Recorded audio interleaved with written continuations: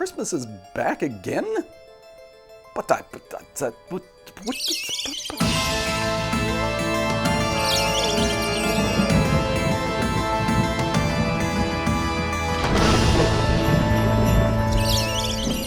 Happy holidays, Merry Christmas, whatever it is that you guys might be celebrating. I hope that the season is going well for you. This year is year 3 of reading a vampire story for Christmas, and I happen to get my Penguin Book of Vampire Stories out. And this year I have selected a story that I've actually read before, but it was like, I don't know, it was like 20 years ago or so, so I only have the vaguest memories of it. But it's entitled An Episode of Cathedral History by M.R. James. And this was written in 1919. Now, I'm not familiar with M.R. James at all, but according to the little write-up in here, he was evidently a prominent ghost story writer during the early 20th century, and is important because probably for many reasons, but he was a huge fan of Sheridan Le Fanu, who wrote Carmilla, and after Le Fanu died, M.R. James republished a bunch of Le Fanu's ghost stories, sort of reintroducing them to a new generation. So I thought we would get in the mood for Christmas here. So grab yourself a beverage of your choice, whether that's whiskey or eggnog or a mulled cider. I have my iced tea here per usual, and I will get some stock footage going, and we can settle in to read an episode of Cathedral History. But before we get going, just one quick thing. So, and this is for my wife. I do remember that there is a dog in this story, and you should know that the dog makes it to the end. So at any point, if it's starting to get really spooky, just know that the dog lives. Okay, so here we go with an episode of Cathedral History by M.R. James, written in 1919. There was once a learned gentleman who was deputed to examine and report upon the archives of the Cathedral of Southminster. The examination of these records demanded a very considerable expenditure of time. Hence, it became advisable for him to engage lodgings in the city. For though the cathedral body were profuse in their offers of hospitality, Mr. Lake felt that he would prefer to be a master of his day. This was recognized as reasonable. The dean eventually wrote advising Mr. Lake, if he were not already suited, to communicate with Mr. Warby, the principal verger. I don't know what a verger is. Who occupied a house convenient to the church and was prepared to take in a quiet lodger for 3 or 4 weeks. Such an arrangement was precisely what Mr. Lake desired. Terms were easily agreed upon, and early in December, like another Mr. Datchery, as he remarked to himself, the investigator found himself in the occupation of a very comfortable room in an ancient and cathedral-y house. One so familiar with the customs of cathedral churches and treated with such obvious consideration by the dean and chapter of this cathedral in particular could not fail to command the respect of the head verger. Mr. Warby even acquiesced in certain modifications of statements he had been accustomed to offer for years to parties of visitors. Mr. Lake, on his part, found the verger a very cheery companion, and took advantage of any occasion that presented itself for enjoying his conversation when the day's work was over. One evening, at about 9 o'clock, Mr. Warby knocked at his lodger's door. "I've occasion," he said, "to go across to the cathedral, Mr. Lake, and I think I made you a promise when I did, so next I would give you the opportunity to see what it looked like at night time. It's quite fine and dry outside if you care to come." "To be sure I will. Very much obliged to you, Mr. Warby, for thinking of it. But let me get my coat." "Here it is, sir, and I've another lantern here that you'll find advisable for the steps, as there's no moon." Anyone might think we were Jasper and Durdles over again, mightn't they? Said Lake, as they crossed the close, for he had ascertained that the verger had read Edwin Drood. Oh, there you go. Well, so they might, said Mr. Warby, with a short laugh, though I don't know whether we ought to take it as a compliment. Odd ways, I often think they had at that cathedral, don't it seem to you, sir? Full choral matins every 7 o'clock in the morning all the year round wouldn't suit our boys' voices nowadays, and I think there's one or two of the men would be applying for a rise if the chapter was to bring it in, particularly the altos. They were now at the southwest door. As Mr. Warby was unlocking it, Lake said, "Did you ever find anybody locked in here by accident?" "Twice I did. One was a drunk sailor. However he got in, I don't know. I suppose he went to sleep in the service, but by the time I got to him, he was praying fit to bring the roof in. Lord, what a noise that man did make.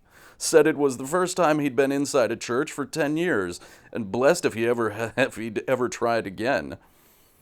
The other was an old sheep. Them boys was up to their games. That was the last time they tried it on, though. There, sir.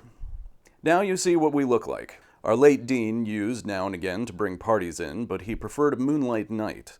And there was a piece of verse he'd say to 'em, referring to a Scotch cathedral, I understand, but I don't know. I almost think the effect's better when it's all dark-like. Seems to add to the rise in height. Now, if you won't mind stopping somewhere in the nave while I go up into the choir where my business lays, you'll see what I mean." Accordingly, Lake waited, leaning against a pillar, and watched the light wavering along the length of the church and up the steps into the choir, until it was intercepted by some screen or other furniture, which only allowed the reflection to be seen on the piers and roof. Not many minutes had passed before Warby reappeared at the door of the choir, and by waving his lantern signaled to Lake to rejoin him. "I suppose it is Warby, and not a substitute," thought Lake to himself, as he walked up the nave. There was, in fact, nothing untoward. Warby showed him the papers which he had come to fetch out of the dean's stall, and asked him if what he thought of the spectacle. Lake agreed that it was well worth seeing. "I suppose," he said, as they walked toward the altar steps together, "that you're too much used to going about here at night to feel nervous. But you must get a start every now and then, don't you? When a book falls down or a door swings to?" "No, Mr. Lake, I can't say I think much about noises. Not nowadays. I'm much more afraid of finding an escape of gas or a burst in the stovepipes than anything else. Still, there have been times, years ago. Did you notice that plain altar tomb there? 15th century, we say it is. I don't know if you agree to that. Well, if you didn't look at it, just come back and give it a glance, if you'd be so good." It was on the north side of the choir, and rather awkwardly placed, only about 3 feet from the enclosing stone screen. Quite plain, as the verger had said, but for some ordinary stone paneling. A metal cross of some size on the northern side, that next to the screen was the solitary feature of any interest. Lake agreed that it was not earlier than the Perpendicular period. "But," he said, "unless it's the tomb of some remarkable person, you'll forgive me for saying that I don't think it's particularly noteworthy." "Well, I can't say, as it is the tomb of anybody noted in history," said Warby, who had a dry smile on his face, "for we don't own any record whatsoever of who it was put up to.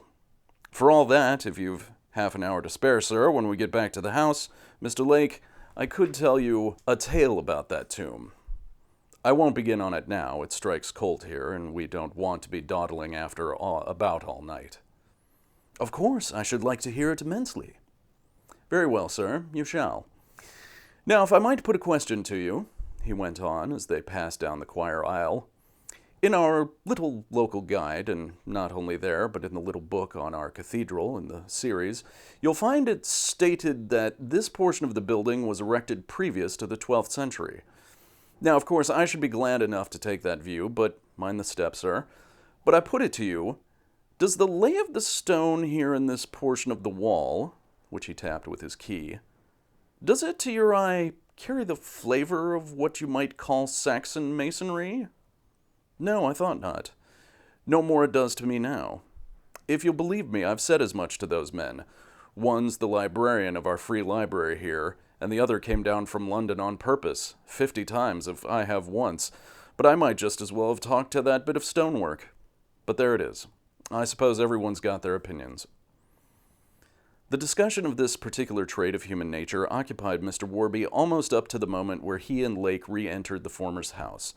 The condition of the fire in Lake's sitting room led to a suggestion from Mr. Warby that they should finish the evening in his own parlor.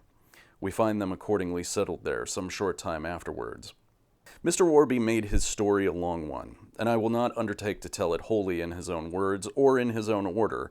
Lake committed the substance of it to paper immediately after hearing it, together with some few passages of the narrative which had fixed themselves verbatim in his mind. I shall probably find it expedient to condense Lake's record to some extent. Mr. Warby was born, it appeared, about the year 1828. His father before him had been connected with the cathedral, and likewise his grandfather. One or both had been choristers, and in later life both had done work as mason and carpenter respectively about the fabric.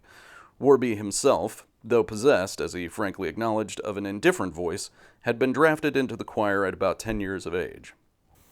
It was in 1840 that the wave of the Gothic revival smote the Cathedral of Southminster. "There was a lot of lovely stuff went on then, sir," said Warby with a sigh. "My father couldn't hardly believe it when he got his orders to clear out the choir. There was a new dean just come in. Dean Burscough it was, and my father had been apprentice to a good firm of joiners in the city, and knew what good work was when he saw it. Cruel it was, he used to say. All that beautiful wainscot oak as good as the day it went up, and garland-like of foliage and fruit, and lovely old gilding work on the coats of arms and the organ pipes, all went to the timber yard. Every bit, except some little pieces worked up in the Lady Chapel, and here in the overmantel. Well, I may be mistook, but I say our choir never looked as well since. Still, there was a lot found out about the history of the church, and no doubt but what it did stand in need of repair. There was very few winters passed by what we'd lose a pinnacle." Mr. Lake expressed his concurrence with Warby's views of restoration, but owns to a fear about this point lest the story proper should never be reached. Possibly this was perceptible in his manner.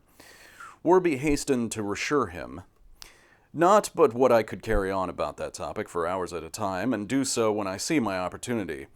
But Dean Burscough, he was very set on the Gothic period, and nothing would serve him, but everything must be made agreeable to that.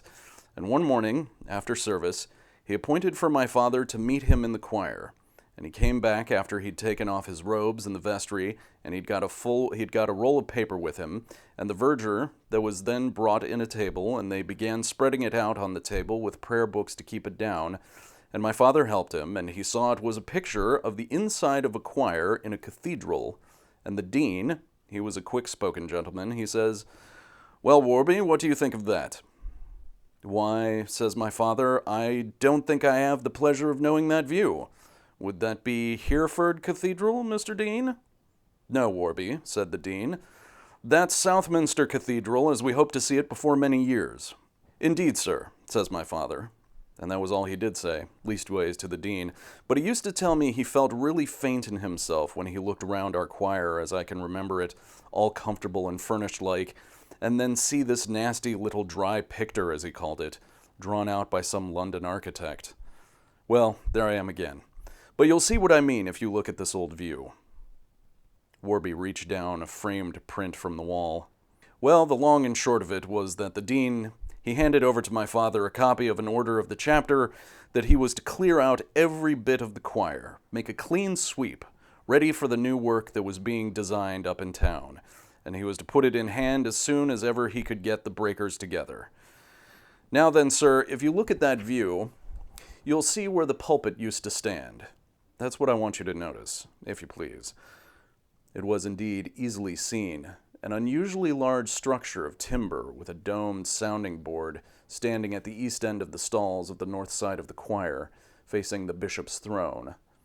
Warby proceeded to explain that during the alterations, services were held in the nave, the members of the choir being thereby disappointed of an anticipated holiday, and the organist in particular incurring the suspicion of having willfully damaged the mechanism of the temporary organ that was hired at considerable expense from London.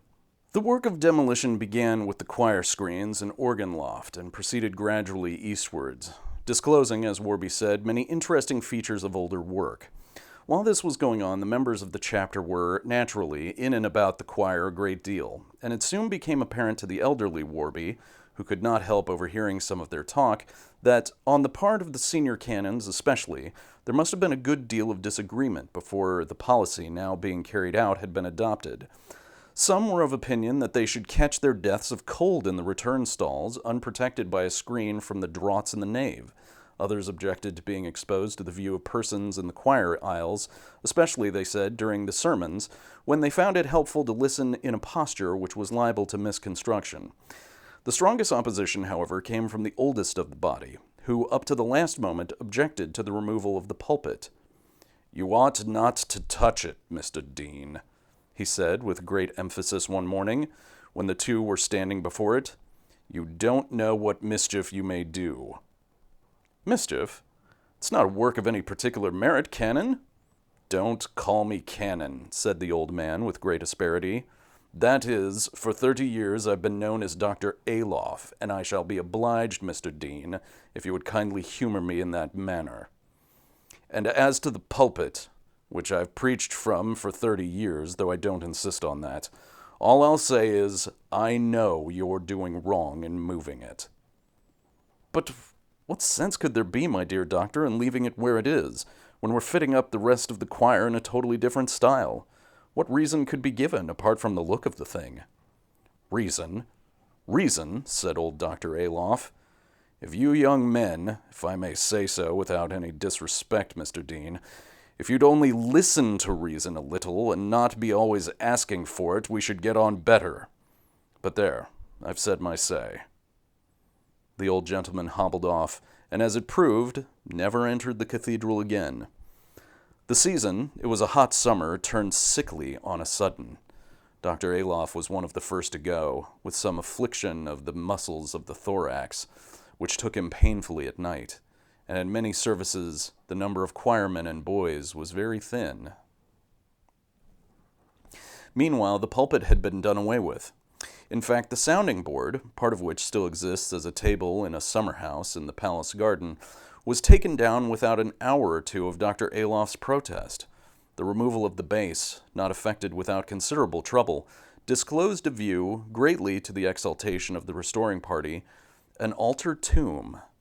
The tomb, of course, to which Warby had attracted Lake's attention that same evening. Much fruitless research was expended in attempts to identify the occupant. From that day to this, he has never had a name put to him. The structure had been most carefully boxed in under the pulpit base, so that such slight ornament as it possessed was not defaced. Only on the north side of it, there was what looked like an injury, a gap between two of the slabs composing the side. It might be 2 or 3 inches across. Palmer, the mason, was directed to fill it up in a week's time when he came to do some other small jobs near that part of the choir. The season was undoubtedly a very trying one. Whether the church was built on a site that had once been a marsh, as was suggested, or for whatever reason the residents in its immediate neighborhood had, many of them, but little enjoyment of the exquisite sunny days and the calm nights of August and September, to several of the older people, Dr. Aloff among others, as we have seen, the summer proved downright fatal. But even among the younger, few escaped either a sojourn in bed for a matter of weeks, or at the least a brooding sense of oppression, accompanied by hateful nightmares. Gradually, there formulated itself a suspicion, which grew into a conviction that the alterations in the cathedral had something to say in the matter. The widow of a former old verger, a pensioner of the chapter of Southminster, was visited by dreams, which she retailed to her friends, of a shape that slipped out of the little door of the south transept as the dark fell in, and flitted, taking a fresh direction every night, about the close, disappearing for a while in house after house, and finally emerging again when the night sky was paling. She could see nothing of it, she said, but that it was a moving form, only she had an impression that when it returned to the church, as it seemed to do in the end of the dream, it turned its head and then she could not tell why, but she thought it had red eyes. Warby remembered hearing the old lady tell that dream at a tea party in the house of the chapter clerk. Its recurrence might perhaps, he said, be taken as a symptom of approaching illness. At any rate, before the end of September, the old lady was in her grave. The interest excited by the restoration of this great church was not confined to its own county. One day that summer, an FSA of some celebrity visited the place.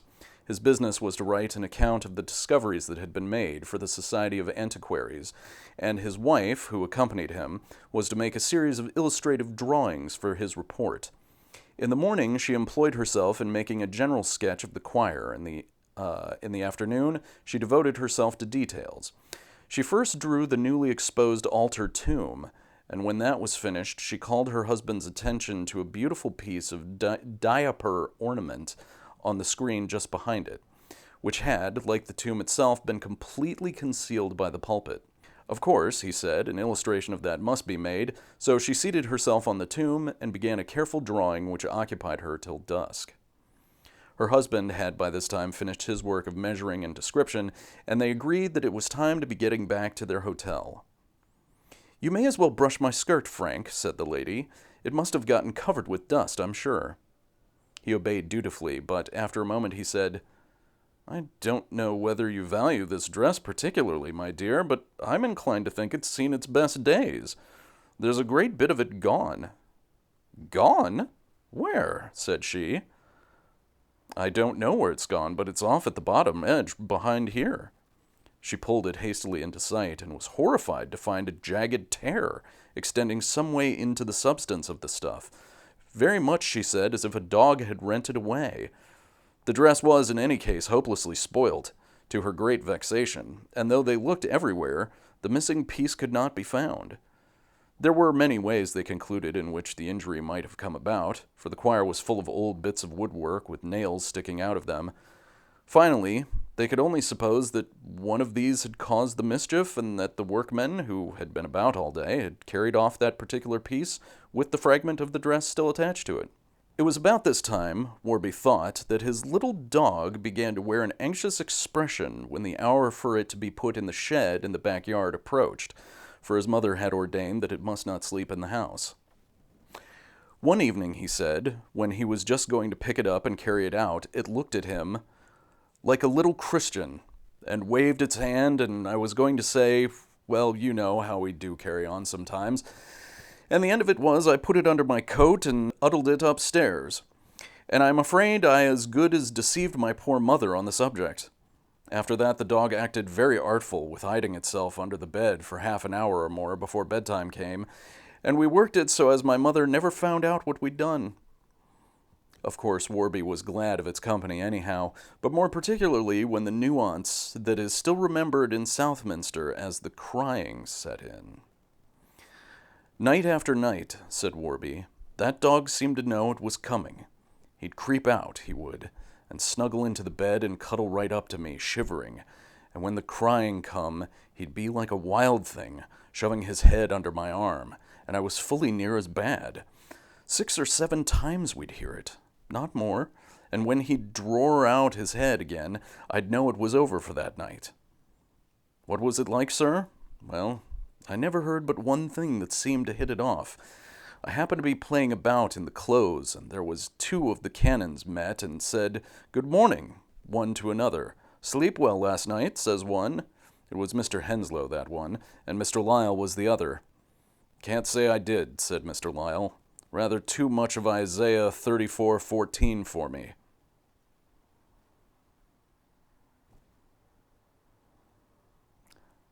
Well, that's a coincidence. Sorry. I've been, the next episode that you're going to see is an episode that's all about Lilith, and Isaiah 34:14 is a biblical passage that I read from in that episode. That's funny. That is quite a coincidence.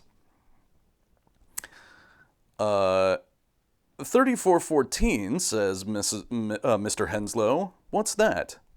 "You call yourself a Bible reader," says Mr. Lyle. Mr. Henslow, you must know, he was one of what used to be termed Simeon's lot, pretty much what we should call the evangelical party. You go and look it up. I wanted to know what he was getting at myself, and so off I ran home and got out my own Bible, and there it was. The satyr shall cry to his fellow. Well, I thought, is that what we've been listening to these past nights? And I tell you, it made me look over my shoulder a time or two. Of course, I'd asked my father and mother about what it could be before that, but they both said it was most likely cats. But they spoke very short, and I could see they were troubled. My word, that was a noise, hungry-like, as if it was calling after someone that wouldn't come. If ever you felt you wanted company, it would be when you was waiting for it to begin again. I believe 2 or 3 nights there was men put on to watch in different parts of the close, but they all used to get together in one corner, the nearest they could to the high street, and nothing came of it. Well, the next thing was this. Me and another of the boys, he's in the business in the city now as a grocer, like his father before him, we'd gone up in the choir after morning service was over, and we heard old Palmer, the mason, bellowing to some of his men. So we went up nearer because we knew he was a rusty old chap and there might be some fun going. A rusty old chap. That's what I intend to be when I hit Mr. Palmer's age. It appears Palmer told this man to stop up the chink in that old tomb. Well, there was this man keeping on saying he'd done it the best he could, and there was Palmer carrying on like all possessed about it. Call that making a job of it, he says. If you had your rights, you'd get the sack for this. What do you suppose I pay your wages for?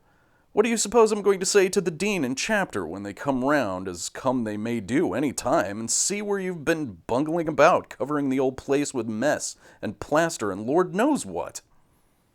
Well, master, I done the best I could, said the man. I don't know no more than what you do how it come to fall out this way.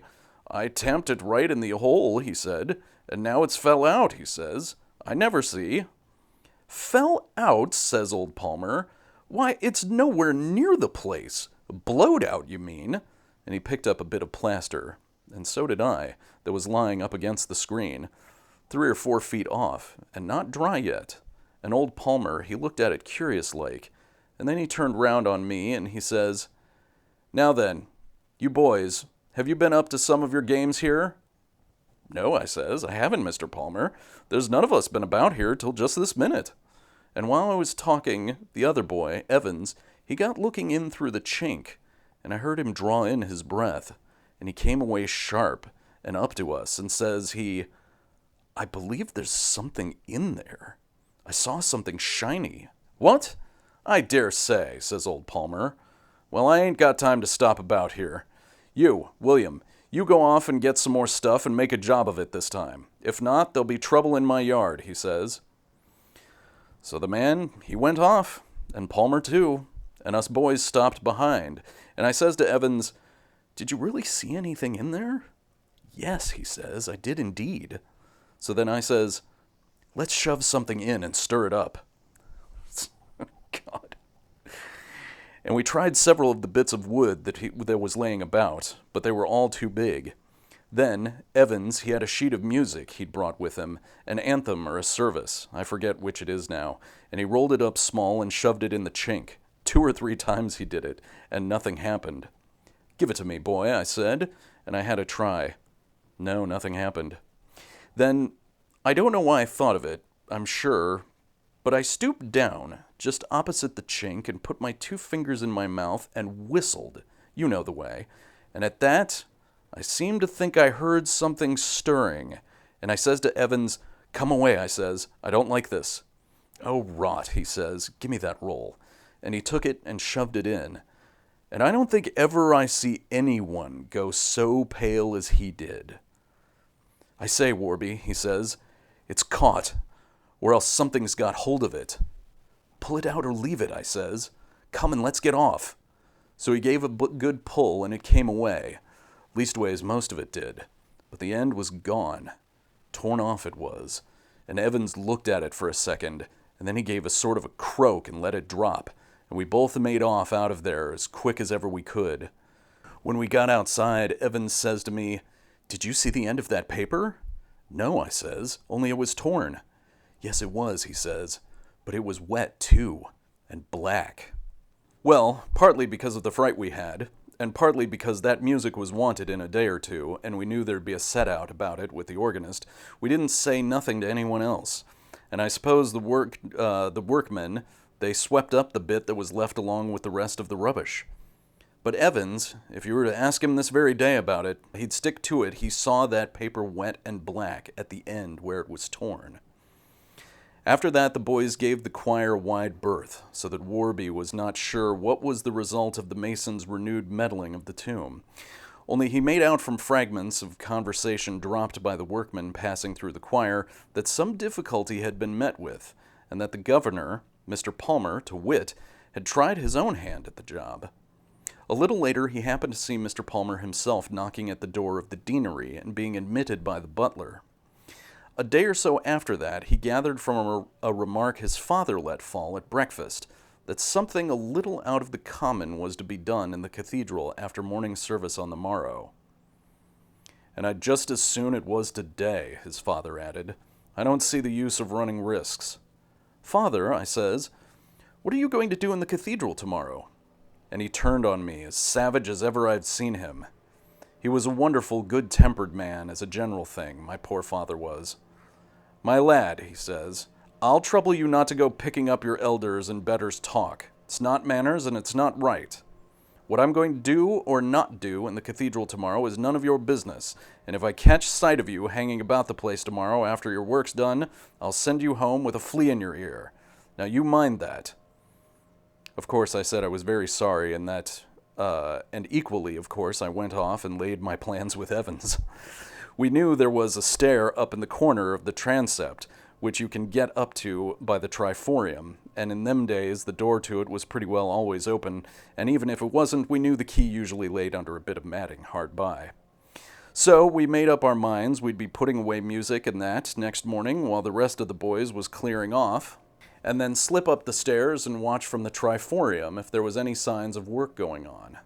Well, that same night I dropped off asleep, as sound as a boy does, and all of a sudden the dog woke me up coming into the bed, and thought I, now we're going to get it sharp, for he seemed more frightened than usual. After about 5 minutes, sure enough, came this cry. I can't give you no idea what it was like, and so near, too, nearer than I'd heard it yet. And a funny thing, Mr. Lake, you know what a place this close is for an echo, and particular if you stand this side of it. Well, this crying never made no sign of an echo at all. But as I said, it was dreadful near this night, and on the top of the start I got with hearing it, I got another fright, for I heard something rustling outside in the passage. Now, to be sure, I thought I was done. But I noticed the dog seemed to perk up a bit, and next there was someone whispered outside the door, and I very nearly laughed out loud, for I knew it was my father and mother that had got out of bed with the noise. "Whatever is it?" says my mother. "Hush, I don't know," says my father, excited like.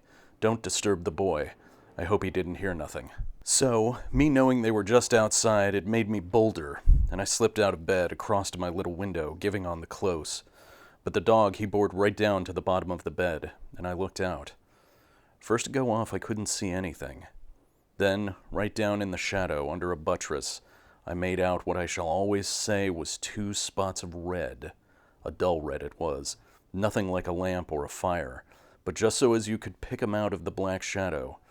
I hadn't just but sighted them when it seemed we weren't the only people that had been disturbed, because I see a window in a house on the left-hand side become lighted up, and the light moving. I just turned my head to make sure of it, and then looked back into the shadow for those 2 red things, and they were gone. And for all I peered about and stared, there was not a sign more of them. Then came my last fright that night, something close against my bare leg, but that was all right. That was my little dog, had come out of bed, and prancing about, making a great to-do, only holding his tongue, and me seeing he was quite in spirits again, I took him back to bed, and we slept the night out. Next morning I made out to tell my mother I'd had the dog in my room, and I was surprised, after all she'd said about it before, how quiet she took it. "Did you?" she says.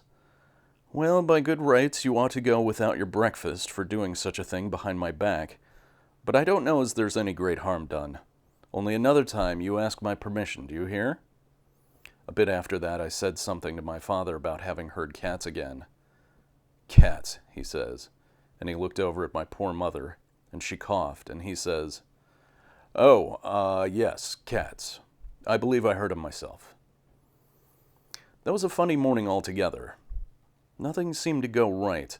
The organist, he stopped in bed, and the minor canon, he forgot it was the 19th day and waited for the Venite. And after a bit, the deputy, he set off playing the chant for evensong, which was A minor, and then the Decani boys were laughing so much they couldn't sing. And when it came to the anthem, the solo boy, he got took with the giggles and made out his nose was bleeding and shoved the book at me, what hadn't practiced the verse and wasn't much of a singer if I had known it. Well, things was rougher, you see, 50 years ago, and I got a nip from the countertenor behind me that I remembered. So we got through somehow, and neither the men nor the boys weren't by way of watching to see whether the canon in residence, Mr. Henslow it was, would come to the vestries and fine 'em. But I don't believe he did. For one thing, I fancy he'd read the wrong lesson for the first time in his life, and knew it. Anyhow, Evans and me didn't find no difficulty in slipping up the stairs, as I told you, and when we got up, we laid ourselves down flat on our stomachs, where we could just stretch our heads out over the old tomb, and we hadn't but just done so when we heard the verger that was then first shutting the iron porch gates and locking the southwest door, and then the transept door, so we knew there was something up, and they meant to keep the public out for a bit.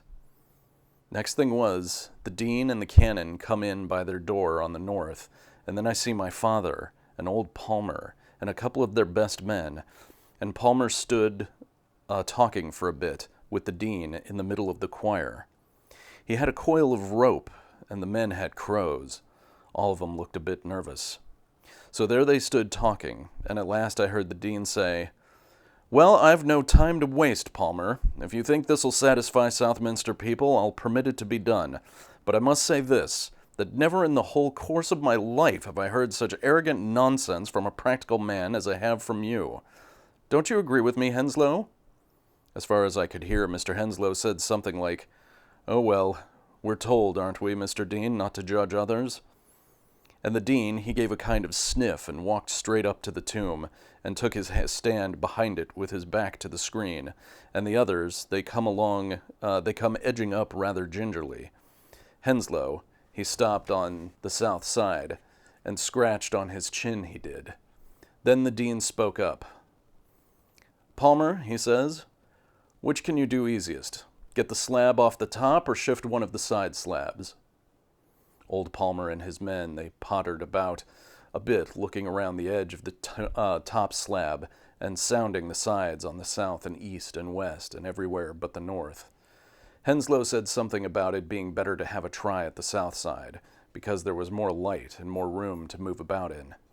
Then my father, who'd been a-watching of them, went round to the north side and knelt down and felt the slab by the chink, and he got up and dusted his knees and says to the dean, Beg pardon, Mr. Dean, but I think if Mr. Palmer'll try this here slab, he'll find it'll come out easy enough. Seems to me one of the men could pry it out with his crow by means of this chink. Ah, thank you, Warby, says the dean. That's a good suggestion. Palmer, let one of your men do that, will you? So the man come round and put his bar in and bore on it, and just that minute, when they were all bending over, and we boys got our heads well over the edge of the triforium, there came a most fearful crash down at the west end of the choir, as if a whole stack of big timber had fallen down a flight of stairs. Well, you can't expect me to tell you everything that happened all in a minute. Of course, there was a terrible commotion. I heard the slab fall out and the crowbar on the floor, and I heard the dean say, Good God! When I looked down again, I saw the dean tumbled over on the floor. The men was making off down the choir. Henslow was just going to help the dean up. Palmer was going to stop the men, as he said afterwards, and my father was sitting on the altar step with his face in his hands. The dean was very cross. I wish to goodness you'd look where you're coming to, Henslow, he said. Why you should all take to your heels when a stick of wood tumbles down, I cannot imagine." And all Henslow could do, explaining he was right away on the other side of the tomb, would not satisfy him. Then Palmer came back and reported there was nothing to account for this noise, and nothing seemingly fallen down. And when the dean finished feeling of himself, they gathered round, except my father. He sat where he was, and someone lighted up a bit of a candle, and they looked into the tomb. "Nothing there," says the dean. "What did I tell you? Stay, here's something. What's this? A bit of music paper, and a piece of torn stuff. Part of a dress, it looks like. Both quite modern. No interest whatsoever. Another time, perhaps, you'll take the advice of an educated man," or something like that, and off he went, limping a bit, and out through the north door. Only as he went, he called back angry to Palmer for leaving the door standing open. Palmer called out, "Very sorry, sir," but he shrugged his shoulders, and Henslow says, "I fancy Mr. Dean's mistaken. I closed the door behind me," but he's a little upset. Then Palmer says, "Why, where's Warby?" And they saw him sitting on the step and went up to him. He was recovering himself, it seemed, and wiping his forehead, and Palmer helped him up to his legs, as I was glad to see.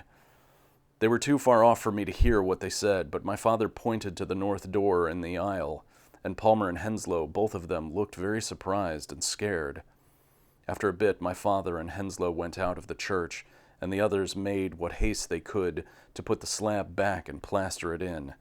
And about as the clock struck 12, the cathedral was opened again, and us boys made the best of our way home. I was in a great taking to know what it was had given my poor father such a turn, and when I got in and found him sitting in his chair taking a glass of spirits, and my mother standing looking anxious at him, I couldn't keep from bursting out and making confession where I'd been. But he didn't seem to take on, not in the way of losing his temper. "You was there, was you? Well, did you see it?" "I saw everything, father," I said, "except for when the noise came." "Did you see what it was knocked the dean over?" he says. "That what come out of the monument? You didn't? Well, that's a mercy." "Why, what was it, father?" I said. "Come, you must have seen it," he says. "Didn't you see? A thing like a man, all over hair and two great eyes to it." Well, that was all I could get out of him that time, and later on he seemed as if he was ashamed of being so frightened, and he used to put me off when I asked him about it. But years after, when I got to be a grown man, we had more talk now and again on the matter, and he always said the same thing. Black it was, he'd say, and a mass of hair, and two legs, and the light caught on its eyes. Well, that's the tale of the tomb, Mr. Lake. It's one we don't tell to our visitors, and I should be obliged to you not to make any use of it till I'm out of the way. I doubt Mr. Evans will feel the same as I do, if you ask him. This proved to be the case, but over 20 years have passed by, and the grass is growing over both Warby and Evans, so Mr. Lake felt no difficulty about communicating his notes, taken in 1890, to me. He accompanied them with a sketch of the tomb and a copy of the short inscription on the metal cross, which was affixed at the expense of Dr. Lyell to the center of the northern side. It was from the Vulgate of Isaiah 34, and consisted merely of the three words, "Ibi cubavit lamia." Ibi cubavit lamia. That's the end of the story, by the way, but ending on a little bit of Latin. Let's look that up, shall we? See what that says. I have my suspicion, just because a lamia is it's a Greek monster that is associated with the vampire. It's sort of like a monster woman who is a blood drinker and like has vaguely lion-esque body. Let's see. Okay. The words "Ibi cubavit lamia" are taken from the Vulgate Bible translation of Isaiah 34:14. The Latin text is in the past tense. It can be translated as "There laid the screech owl" or "night monster." Holy shit. Hold on a second.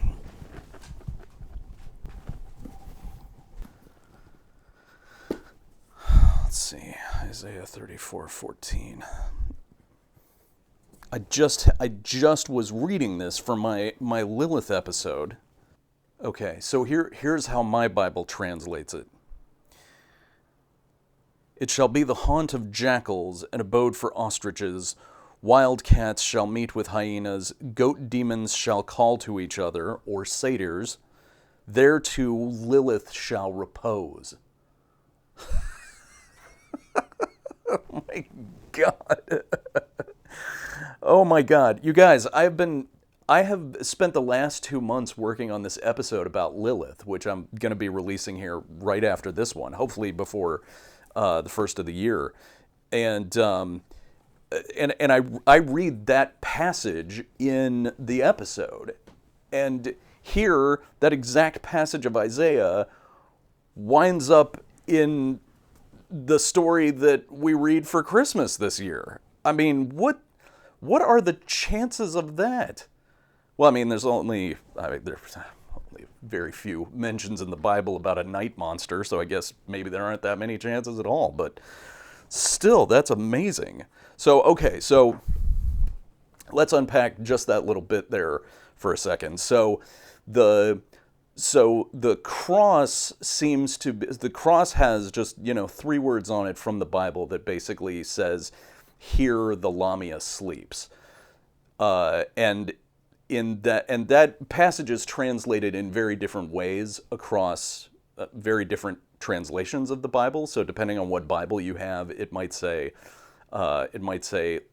screech owl, or Lamia may be translated as screech owl, or it may be translated as Lilith, who is, I can't wait for you guys to see this episode. But so that passage is talking about some form of a sinister night monster or night demon, or evil being that is taking up residence. And so that is fascinating here to find that in the story. So clearly, if I'm extrapolating correctly from this, the whole point of the tomb is that there was a vampire that was captured at some point in the past, before the accounts of this story, and it was sealed inside this tomb, and then they put a cross over it, and then they built a church around it, or on top of it, and then they built the entire pulpit and portions of the altar on top of the tomb, sealing it inside so that no one would even know it was there. And when they go in this book to redesign this portion of the church into the Gothic style, they tear up that whole part of the pulpit and the altar, and they discover this tomb, and now several hundred years have gone by, and they're like, who is this? And they think that it's some former, priest or bishop or somebody like that, but there's no name written on the tomb. So they assume that it's a person, not knowing that it's a supernatural monster that has been imprisoned. And that is some creepy business right there. And I love that. That's something that it's something that has been used a couple times sort of in recent movie history. There was one of the sequels to The Exorcist had a it was like there was an evil demon or spirit that was buried in a cave, and whoever sealed it in there built an entire church on top of it and then buried the church. So I mean, the movie was whatever it was, but that idea is really cool. And I know there was a movie in the 2000s, the aughts, called The Cave, which is not a vampire movie per se, but it's a vampire movie, and it has to do with the creatures living in a cave system underneath the Carpathian Mountains, and the entrance to this cave system is basically sealed off, and they build a church on top of it. It's in this super inaccessible place. So when people come across it, they're like, why is there a church here? And they, go digging up the floor looking for treasure, and then that's how the movie starts. So this is like 100 years, written 100 years prior to all that, and is a very, very cool idea. So what an interesting little vampire tale, Mr. James. I just in reading it, like it's obviously no one ever uses the word vampire in this story, and a lot of the tropes that we expect from a vampire story are maybe not there, and you might even argue that even with like the writing on the cross at the end, like maybe this isn't a vampire story. However, by virtue of the fact that this thing only comes out at night and goes around feeding off of the village, and people slowly fall sick and die in order to sustain this creature, we can kind of pull from that the fact that this thing is drinking their blood. Or even if it's just some sort of like a psychic vampire of some sort and is just feeding off of their life energy in some other manner, it still definitely counts. Like it's still a vampire story. And what a fun little, I love the fact that it's kind of told from the perspective of a kid who has grown up into an old man and, witnessed his father firsthand witnessing this thing. And it's a neat little, it's a neat little window into church practices back in the 1800s. But one thing that just from a writing standpoint that I found kind of curious and that I didn't really recognize until the very end of the book is that the narrator never identifies themselves. Right at the end there, the narrator says, "And I translated Mr. Lake's," or I'm printing Mr. Lake's notes right now, and it's like, well, okay, but who are you? So that's interesting. I don't know if that was a regular thing of the time period or not, but anyway, I hope you enjoyed an episode of Cathedral History by M.R. James. I had a great time reading it. I'm having a fabulous time reading these old vampire stories at Christmas time. It's a fun way to sort of get a flavor for the way that vampire stories were told 100 years ago or more, and to go into some, some kind of obscure ones. So thank you for going on this little excursion with me. Happy holidays to everyone. I hope that you have a wonderful time with your families. I hope you get all of the presents from Santa that you were asking for. And I hope you happiness, health, and merriment this holiday season. And we'll see you next time. Oh yeah, that's the taste of the Yuletide right there.